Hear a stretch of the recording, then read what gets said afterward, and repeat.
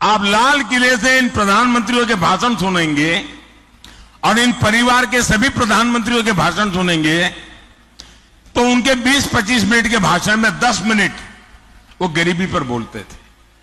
और कोई भी चुनाव का उनका भाषण सुन लीजिए, वो गरीब गरीब गरीब गरीब गरीब गरीब गरीब गरीब गरीब गरीब गरीब गरीब गरीब गरीब गरीब गरीब गरीब गरीब पर माला ही जपते रहते थे।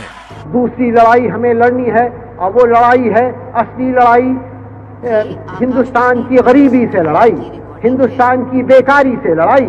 आर्थिक निर्भरता के मानी है कि गरीबी देश से हटे, जो पिछड़े हुए इलाके हैं वो पिछड़ेपन से ऊपर उठें।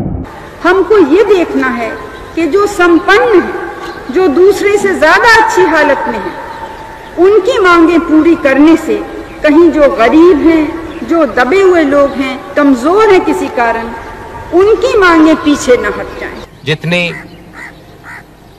हमारे वायदे हैं, जितने काम हम करने जा रहे हैं, ये बेकार हो जाते हैं अगर हम भारत की गरीबी नहीं हटा सकते।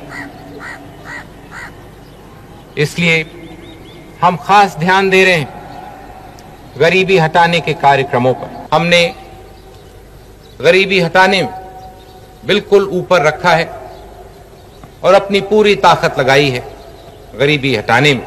मुझे विश्वास है कि यदि हम इस गति को बनाए रखेंगे तो आने वाले 5-10 सालों में पूरे भारत से गरीबी, भूखमरी, जहालत और बीमारियों को मिटा सकेंगे। आपका जो नारा है आधी रोटी खाएंगे वाला, उसको मैं बदलना चाहता हूं।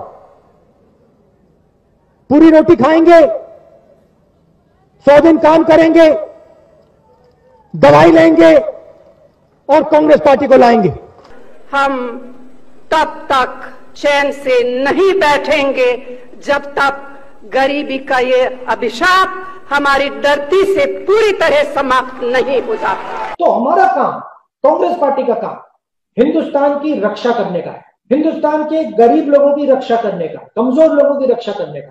एक झटके से हिंदुस्तान से हम गरीबी को मिटा देंगे।